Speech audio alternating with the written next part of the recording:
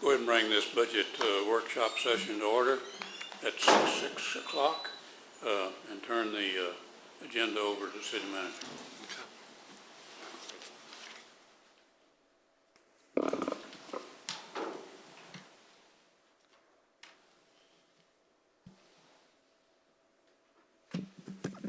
Good evening, Mayor and Council. This evening, staff is pleased to present to you the proposed budget for fiscal year 21-22. I'd like to extend a special gratification to Judy and also Doug Martella, who is the city's virtual CFO. They put up with me for the past month, asking a lot of questions on the weekends and the evening as far as educating me on the city's finances. So I appreciate the time they put in. Starting off the budget work session this evening, I will provide you with a general overview of the budget, and following my presentation, Judy will present you a review of the department budgets. Department and division leads are here this evening as well to help address any questions you may have this evening. Tomorrow evening. I know this presentation may be a little bit different for some of the council members who've been here in the previous years. I started working on this budget after the 6th week that I've been here. Judy's relatively new to the position as CFO. The efforts that have been put in by Judy and Doug and myself as far as putting this together, it's been a yeoman's effort. So I think we've done a really good job at least setting us up for the next fiscal year. I do have, obviously, the PowerPoint presentation I'm going to present to you tonight on the two screens, but you also have a hard copy in front of you. And I'll start off with my presentation, and of course, Judy will step up. So let me review the agenda for myself this evening in my presentation. I'll provide you a general overview of fiscal year 2021, goals for the upcoming budget year, highlights from the fiscal year 21-22 budget, review of expenses by fund, review of the proposed property tax rate, personnel changes, and changes to the fees. Let's do a quick review of fiscal year 2021. The local economy is recovering well from the impact of COVID-19. Scott, the yes, fees, sir. you mean the fees that we charge like at Library, Okay. Water, wastewater fees, sanitation fees, anything that's other than the property tax or sales tax revenues. So the very first bullet point, obviously the local economy is doing very well from the impact of COVID-19. Sales tax collections since January have exceeded collections during the same period of the previous fiscal year by 10%. So our sales tax collections are doing very well this year. Property tax collections remain stable. The city received assistance through the CARES Act of roughly about $418,000 during the current fiscal year. Yes, sir. What do we have left out of that 418? Judy?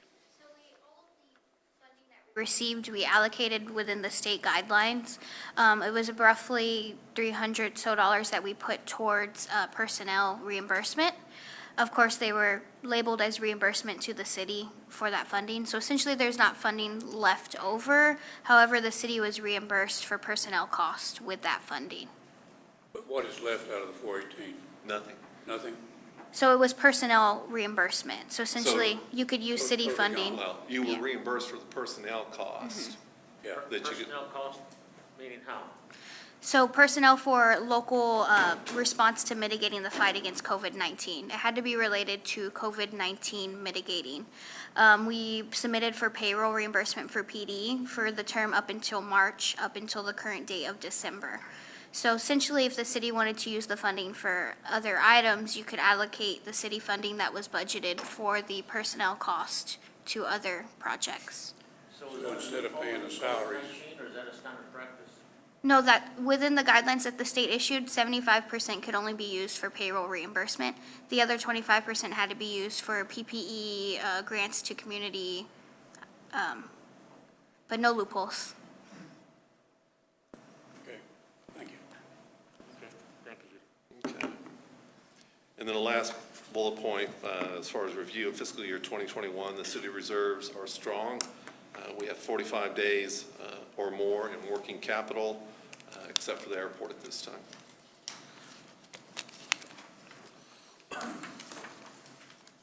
The next PowerPoint slide I'm going to share with you are projected year-end cash balances for all our funds. We have 14 funds.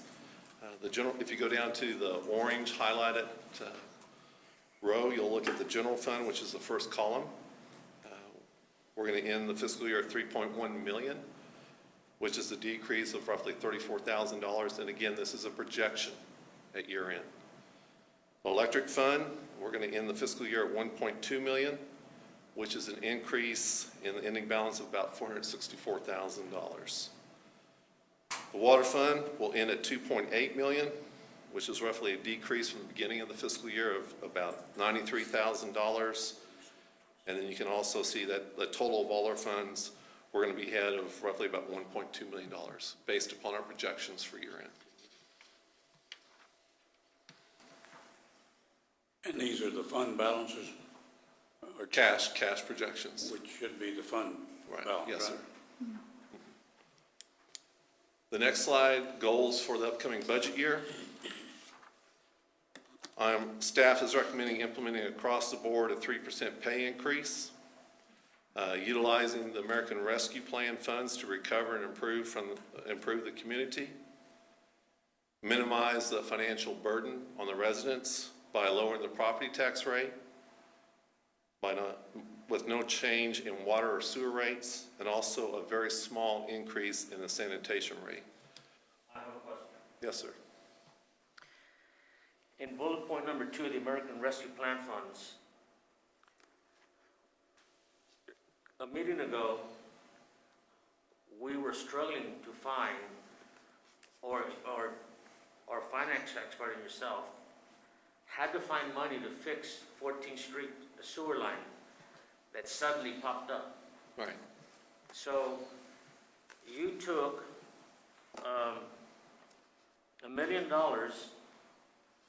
of the American Rescue Plan funds and you put them in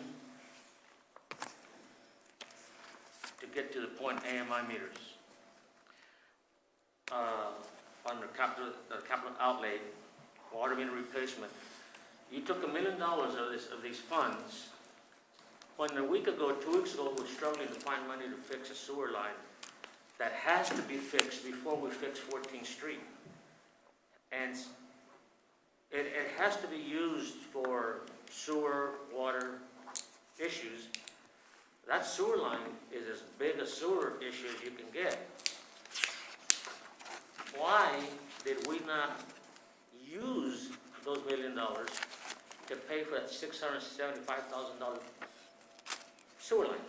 I mean, maybe there's a disconnect with me, but whew, we could have used that money. Yeah. First of all, council had already approved a contract with R.L. Jones to improve 14th Street. So our clock, as far as starting the project, Right. was already rolling. The contract was And we already didn't rolling. know about the wastewater line as far as replacing it until a couple of weeks ago. And plus, we weren't certain as far as the amount of funds that we had in the restricted fund. I think everybody recalls that we weren't certain whether we had $1 million or $300,000 in a restricted fund until Judy and Doug started doing a cash analysis of the restricted fund. And that's when we uncovered, I think we had roughly $900,000. But- So available funds that we had realized was right around $900,000. And so the contract that was put in front of council was knowing that we had those monies available at this point. But we didn't have monies for the sewer line, Scott. You had monies as far as the restricted funds that were set up initially, but keep in mind, we were questioning actually how much money was there previously. We were a little bit over 300,000 is what we were thinking about originally that we had available, until Judy and Doug, who's your virtual CFO, went back and did a cash analysis on the restricted fund, that they finally discovered that you had roughly over $900,000 because you had a lot of miscodings as far as where funds were being directed. And Doug and Judy had to spend time to understand, track down where those funds were going. I think the big question, Mr. Torti, is what we spend the American Rescue Plan money for. I think a committee was set up off the off the council to counsel with the city manager on how to use those funds. And that hadn't been done yet, so I think that's still up in the air in my mind. But What we if- use the American If Rescue the Fund. finance committee that the mayor had put together had met, and if we had been asked to meet with Judy and whoever this other guy is and yourself, we would have formulated some kind of game plan for these funds, because we knew this money was coming. Right, This is not some money that just popped up out of the ground. right, This finance committee was set up before you were here. right. And we have yet, and you've known about that finance committee that the mayor set up, Right. and it has yet to meet. Why? I don't know. We've asked, and you're not giving us an answer. Well, I'm gonna give you If one we right would have now. met, we would have come up with a game plan to use that $1 million. Porky, I'll give you an answer right now. You don't have time. What? Go ahead. Go ahead. I just answered for you, but go ahead. No. I mean, we have $2.3 million that we're gonna receive from the American Rescue Plan. Everything that's in the budget tonight is my recommendation to you. You're the governing body. You can do whatever you I want. just told you, why can't we use $1 million for the sewer line? Well, I mean, if you decide to make that decision and spend $1 million on the sewer, that's your decision. This is my recommendation to you. You get to make the final decision. If you want to spend $1 million on the sewer line, that's your decision. It was just my recommendation, Porky, nothing more. I think we all have, we all have. What are you recommending, spend $1 million if it's not the sewer line? Well, we already have funded the sewer line, No. but What is your recommendation for the $1 million if it's not going to the sewer line? well, it's in the budget. It's the AMI water meters. Okay, now, what's more important, at this point, what's more important, the water meters or the sewer line? The sewer line's already paid for. The water meters are important from the standpoint that you've got to replace your aging infrastructure as far as the water meters. They are your cash drawer. They provide real-time data. It's going to be more efficient for staff. You're not going to have staff out there driving around in vehicles, reading meters. They're going to be able to read the meters from City Hall. It's just a more efficient service of your, and utilizing your staff's time. We went over that in the work session. Right. This is a budget for 2021-22. Correct. So, and that AMI, American Rescue Plan is in that in that amount. So I think that you're right, as we go along, we'll have to let you know what we should spend the funds on. That's right. And So it's, the the other thing, the sewer's already been paid for in the last fiscal year. Correct. well, no, I mean, this one. yeah, this was, It's a request. but you also have another 1.3 million, or 1.1 or 1.2 million that's going to be coming to the city. You still need to decide on how That'll you're going be to spend for those another year, monies. be a year from Right. now. And again, everyone has to remember, this is the city manager's proposed budget to you. How you want to, whether you agree with it or not, that's your decision. If you want to change it, that's why we're here tonight. That's why we call it a work session, Right. because you can change it. Okay, when are we gonna decide that? As we're going along, or? You can decide it right now. Probably in a recap. We have until At the September end. 10th, right? September 27th, we'll adopt the I budget. mean, we're gonna be looking at all the different funds and what we do with what. So Right. when we get through, I think some of these things will have to be decided. Well, if you look on page 3 of the water fund tab, it doesn't say it's spent, requested budget. Requested budget, but the information that I gathered from you and the registers here, that is not gonna be used for nothing else but that. That's proposed. Proceed. That's his proposal. I think we need to move along or we'll be here until Move along. midnight. All right, so goals for this budget year, obviously we just talked about the American Rescue Funds. The third goal, minimize the financial burden on the residents by lowering the property tax rate. Second, I think I already talked about, no change in water sewer rates and a small increase in sanitation. And then the fourth bullet point being, continue with the street improvements and other capital projects as well.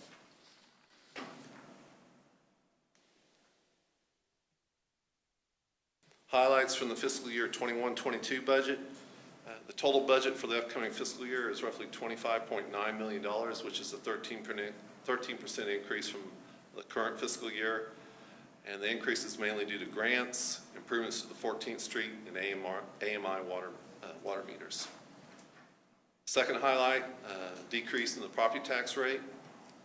For the current fiscal year, or previous fiscal year, however we want to look at fiscal year '21, the city raised roughly $58,000 in additional property tax revenue, which was a 3.47% increase from the previous year.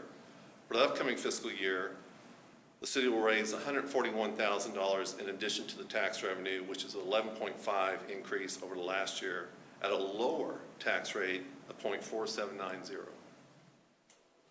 Total payroll for the upcoming fiscal year is $7.3 million, which covers 142 employees, and the increase in payroll for this fiscal year is roughly about $108,000 more than the previous fiscal year, which is, quite honestly, it was a great job on staff to put this budget together, manage the payroll, $108,000 increase in payroll from one year to the next with 142 employees is a great monumental task that staff did this year. Second, the budget also includes the first year debt payment for the proposed $3.5 million certificate of obligations. I'll go into further discussion regarding $3.5 million in another PowerPoint slide, but the first year debt payment for the upcoming fiscal year is roughly $114,000, which is the interest payment. The next bullet point, debt payment for roughly $165,000 loan to purchase capital equipment such as vehicles, a bucket truck, mowers. We're looking at a $650,000 loan for about a 5-year payout. The payment will be $141,000 a year. And then again, the last bullet point, we've already talked about this. In the budget, we earmarked $1.1 million in the American Rescue Plan for AMI water meters.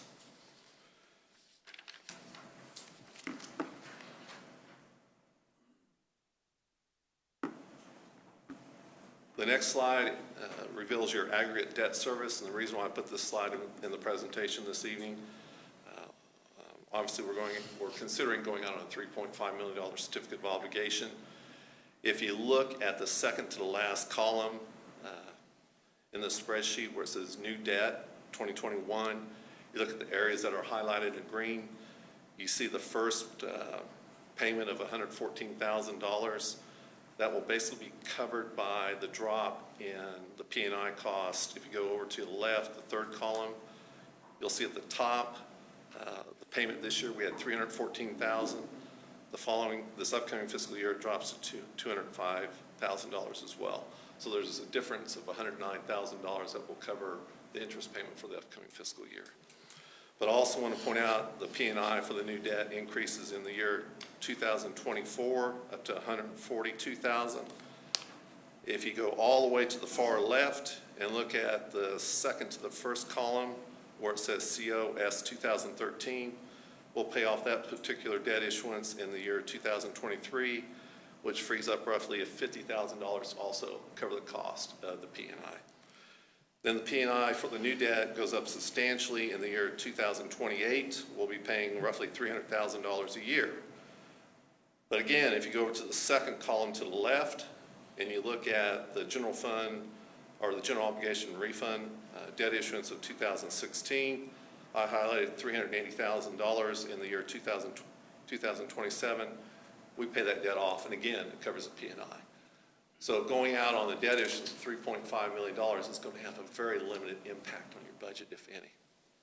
Do you have a list of our total debts anywhere in the presentation? Sir, that's what's in front of you. No, this is the payments.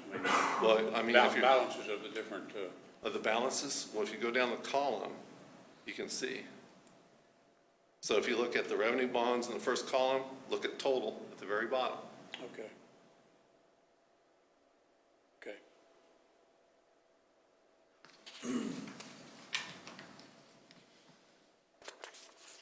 Any questions on the aggregate debt service? Yes, sir.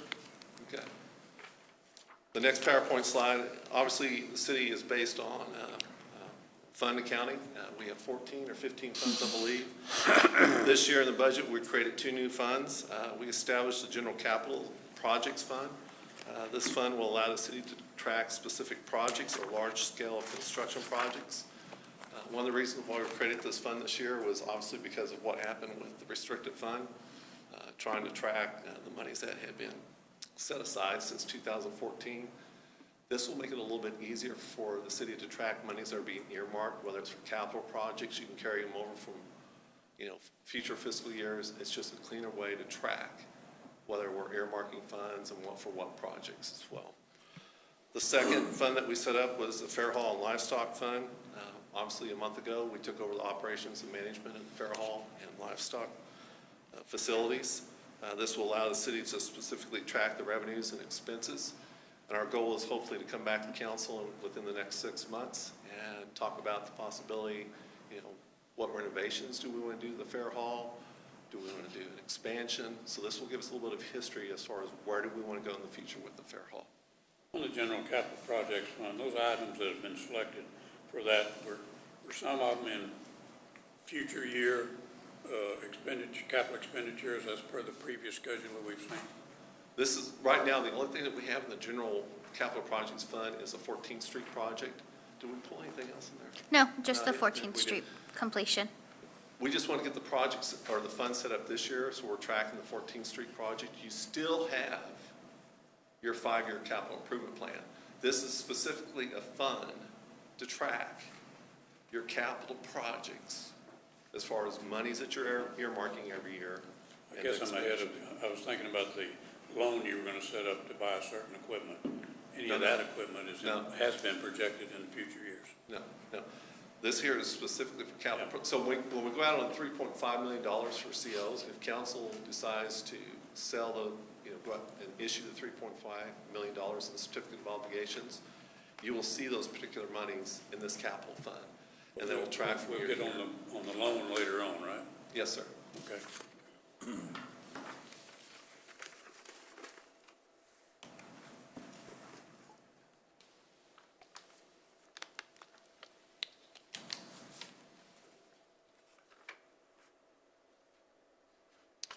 All right, the next slide, fund summaries, expenditures. So what we have outlined on the left, the very far left column is every one of your funds, starting with the general fund all the way down to the Fair Hall and Livestock. And then the second column being fiscal year 22, those are your expenditures for every fund. And then we gave you a comparison column with the current fiscal year of fiscal year 21, and then the difference would be in the very last column. The only 3 or 4 items I want to point out to you regarding the fund summaries this year, obviously the general fund is roughly $2.3 million more than the current fiscal year, and the reason for that is that the budget includes about 75% grant funds. We also have the City Hall remodel project in there as well, and additional capital outlay. And then if you go down to the second item that's highlighted in green on the last column, you'll see the General Capital Projects Fund. We have roughly $650,000 in there for the 14th Street project. If you recall, we've already approved roughly over $700,000 for the 14th Street project. When I was speaking with Doug about setting up the Capital Projects Fund, we agreed that we'll probably end up making one payment in the current fiscal year. So that's why we put in $650,000 for the upcoming fiscal year to carry forward. Is that last column supposed to be 22 less 21? Yes, sir. It doesn't work for the EDC.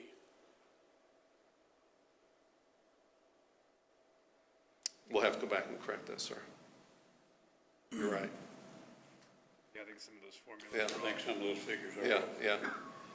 The only other item I want to bring to your attention also is the South Texas Regional Training Center. You'll see we have highlighted $284,000. That's for the diesel equipment where we received the grant of $93,000, and the city's going to match that with, I think, a roughly $175,000 match. I have a question, Scott. Yes, sir. So, right here, and the reason it stands out because in this one that you gave us in the binder, here you say, and I see the number, we have reduced the mowing fees to the general fund under the perpetual care fund. So is that telling me that we're gonna do less and less out at the cemetery? I'm going to let Judy address this. Because it's a decrease, at the cemetery, it's a decrease of 19,500, so let's say 20 grand. So currently now, the mowing fees that the perpetual care fund pays to general fund that was budgeted this year, The fund in perpetual care that we bring in and sell of plots, or perpetual care, it cannot sustain itself paying the general fund $38,000 a year. There's no way. It would cause a deficit each year in the So you're de- expenses. But So you're decreasing. just the payments to general fund, not decreasing the amount of time that staff's gonna be out there. Over the last 5, 6 years, it's slowly increased each year, and this year being the highest amount of mowing fees that were transferred to general fund, under the assumption it's the full cost of a full-time employee that is at the cemetery. However, it won't change the amount of attention that's at the cemetery. It's just the actual cost that it's gonna be paying the general fund. Reduce staffing out at the cemetery? No, sir. Just the perpetual care fund will just contribute a lesser amount. Because for the last 100 years, we've had 2 people up there. Yeah, it won't change any staffing. Come out of Well, I that. think you said that the attention to the cemetery won't change. Exactly. Staffing will stay the same. It's just the internal transfer that perpetual care contributes to the cost of those employees will reduce in order to keep perpetual care at a healthy balance each year. Historically, the 40,000 was set up several years ago to take more out of the perpetual fund because we had more in there than we had to have. So Mm-hmm. gradually that needed to come down. And now are we to the point where we have to stop that? And So this year, it's looking at, it would be a deficit of around, I want to say like 15 grand if we took out the full 38,000. The cemetery itself only brings in about 17,000 in perpetual care revenue. So we went back to and resulted to what they normally would take out before the increase this fiscal year. so the perpetual care fund is now, that's all we can take out of it? Yes, sir. Okay. Okay, any other questions on the fund summary? Okay. Just one question. I assume that you'll be meeting with the EDC board about the 175,000 coming out of the EDC fund, Yes, sir. because they're pretty stringent on what those funds are to be spent for. Okay, okay. The next slide, you're looking at the proposed property tax rate for the upcoming fiscal year. The budget for fiscal year 21-22 will raise the total revenue from property taxes more than last year's budget by an amount of $141,000, which I said previously is an 11.5% increase. And of that amount, the revenue to be raised from new property added to the tax roll this year is roughly $8,642. The proposed tax rate for this year is 0.4790 versus the current tax rate of 0.4940. Just for the new council members, we're very restricted on what we can do as far as raising taxes per the legislature. So we can't do hardly anything with property taxes as far as raising, without going into a rollback. Well, without going for an election. Yeah, our election for a rollback. Okay, the next slide is giving you a picture of the general fund, which is the city's major operating fund and sources of funding. The reason why I included this in the presentation this evening was to break out where the general fund is receiving the majority of their revenues to operate for the year. Property tax accounts for roughly 14%, sales tax 11%, and grants 17%. I highlighted the transfer from other funds because other funds are subsidizing the general fund by 48%. This is obviously something that's been going on for several years and something we're not going to be able to change overnight, but I think we need to look at some policies that will start to reduce those transfers in the future as well. I have a question about that. Is that general fund, is that a budget number right there, the 10.3 million? Where are you at? The bottom of slide 11, 10.294 million? Yes. Yeah, that doesn't match the fund summaries. Well, those were expenditures. Oh, this is, Yeah, yeah, this is budget. Right, so the actual- expenditures we were bringing in, do you have the totals in front of you? Trying to make sure. Go back. This revenue. Revenue. What is that, the budgeted revenue? We have 10.2 in revenues, Expenditures will be the same. and expenditures will equal that as well. Right, right. Those should be the same. Yes, sir.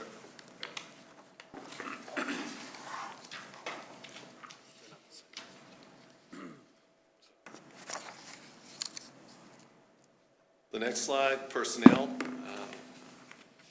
Looking at administration, if you look at the very first row, the general fund administration, we had a significant decrease in personnel costs of roughly $187,000. The decrease in cost is because we set up a separate cost center for IT. IT used to be accounted for in administration, but we also removed the position of administrative assistant to the city manager. The other item I want to bring to your attention on the finance, directly underneath that, you'll see a decrease of $67,000 in personnel costs. The HR director used to be budgeted underneath finance, and we set that up as a separate HR department this year as well. The positions that we are going to remove from the budget this year, obviously I mentioned the administrative assistant to the city secretary, administrative assistant to the city manager, assistant director of public works, but we added 3 positions. We added a permit tech to development services, we added a part-time golf course attendant, and then we also added a groundskeeper at the airport as well. I have a real concern about the elimination of the assistant to the city secretary. That's a very big job. We've always had either an assistant city secretary or administrative assistant to cover that area. I just don't feel like just having one person for that will do the job. All I can tell you, Mayor, is I've been doing this for 20 years, and City of Honda is a small city with, population of 10,000. Scott? Yeah, But I've been mayor 16 years, and I've seen the need for that What's your particular. comment about that? right. Sir? Pardon? Oh, I just wanted to give a chance to finish that comment. Yeah. I will tell you, in certain areas of the city, I believe we're top-heavy, where we have a lot of support, and, I don't think it's necessary to have an administrative assistant to the city secretary, administrative assistant to the city manager. It's just not necessary. If we can't put individuals in these positions who can handle the workload for a town of 10,000, then we have an issue. I just disagree with that particular position. Scott, I echo the mayor. So you've been a city manager for 20 years. What works in Angleton is not necessarily going to work in Hondo, Texas. You eliminated those positions, your executive assistant and the assistant public works director, and, here it is. So you've eliminated 3 positions that have been here all the time. And I also think that executive assistant position needs to remain. You eliminated those positions, yet your human resources person is going to make $96,000 when